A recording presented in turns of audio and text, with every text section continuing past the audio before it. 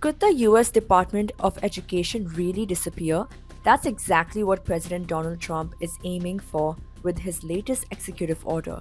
It's a move conservatives have been pushing for decades, but is it even possible? And what does this mean for students, teachers, and families? Since returning to the White House, Trump has already begun slashing the department's workforce, but a full shutdown isn't so simple. It would require Congress to act, and even then, legal and logistical hurdles remain. So, what exactly does the Department of Education do? Why do Republicans want to eliminate it? And what happens to student loans and school funding if it disappears? Let's break it down.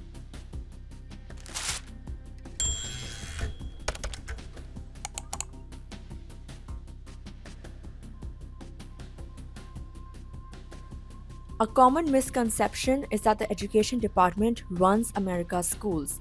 It doesn't. Public schools are funded and operated at the state and local levels. However, the department does play a crucial role in several key areas. Student loans and grants. It manages the federal student loan system and provides Pell Grants to help low income students afford college. Funding for special programs. The department funds initiatives supporting students with disabilities and those from low income backgrounds. Civil rights enforcement. It ensures that schools receiving federal funds comply with anti discrimination laws. While the department's budget is significant, $238 billion in 2024, it actually accounts for less than 2% of total federal spending. Most education funding actually comes from state and local governments, which together spend about $857 billion annually on schools.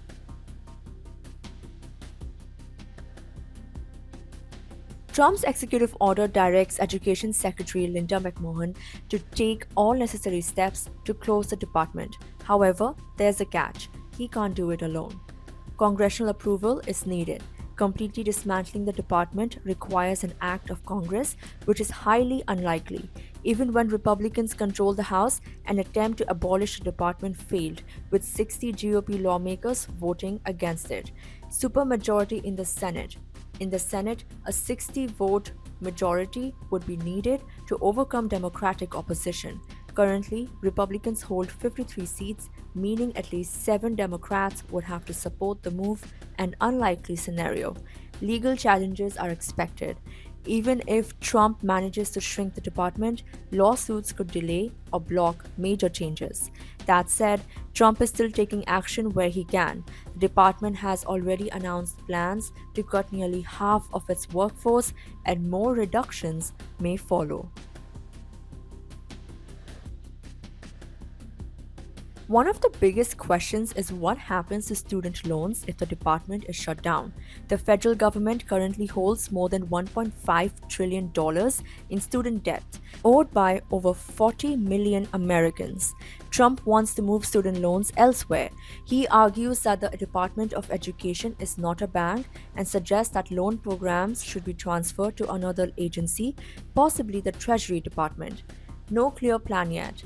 While Trump's order signals his intent, it doesn't specify how or when student loan management would change. Borrowers will still be required to repay their loans, and any major restructuring would take time. Impact on borrowers. Policies on loan forgiveness and repayment terms could shift, especially as Trump has rolled back several of Biden's initiatives aimed at reducing student debt.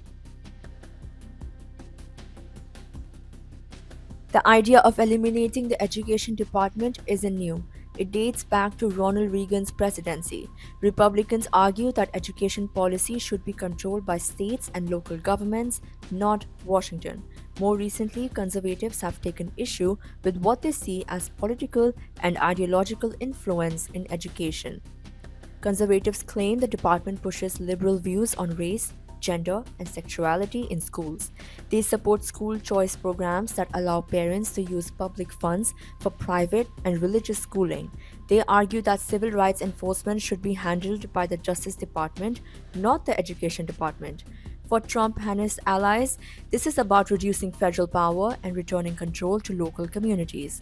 But critics warn that gutting the department could hurt students, especially those from disadvantaged backgrounds who rely on federal assistance. At the moment, a complete elimination of the education department is highly unlikely. Congress would need to approve it, and there isn't enough political support to make that happen. However, Trump is already making moves to weaken the agency, cutting jobs, shifting responsibilities, and reshaping student loan policies. Even if the department isn't abolished outright, it could be significantly downsized. For students, parents, and educators, the coming months will be critical. The fate of federal student aid, school funding programs, and education policy as a whole could look very different depending on how this unfolds. The big question remains: will Trump's push to dismantle the department succeed, or will it hit a wall in Congress and the courts?